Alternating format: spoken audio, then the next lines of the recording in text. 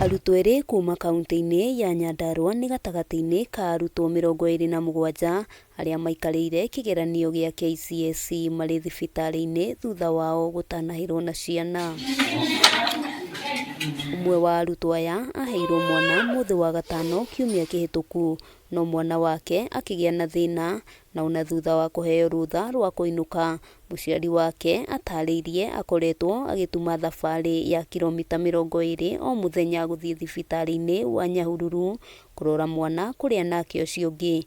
Aragiire mwana muthenya wa ira mbere ya kigeranio kia mathaa ma rucini kiambiriirie. Ndatumitwo na ndirahota kumeria ndawa ni undu ndi kigeranio-ini.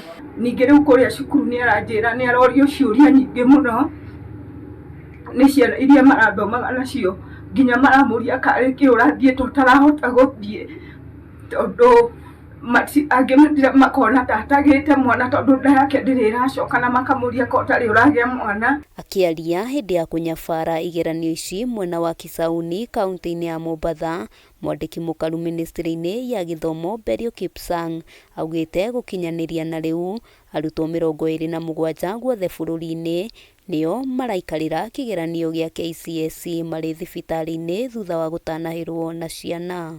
And therefore we would want to urge our parents to be more closer to their children so that they can be able to support them in terms of ensuring that they get an opportunity to learn without any disruptions of their lives. Maya magithiaga na mbere arutwo eri ni manyitirwo mari na thimu cia moko thukuru-ini wa MWENA mwena wa RUIRU riria igeranio ici iguthiaga na mbere.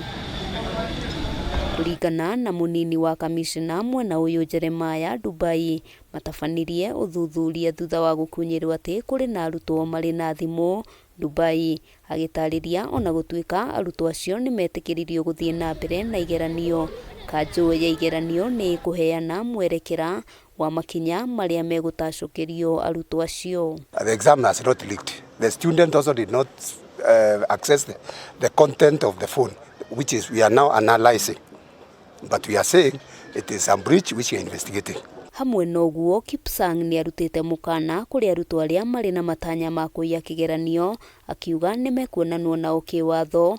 Mukana uyu ugiuka riria andu eri megwituaga ni arutwo na kwenda guikarira kigeranio kaunti-ini ya Nairobi maikirio ngono. Trying to interfere with the future of the children by meddling around with examination is a crime that is worse than any other. Kipsang hamwe noguo ni ahithuritie ati arutwo angi eri ni maikirio ngono kaunti-ini ya Lamu mari mageria-ini ma guikarira kigeranio mari na thimu.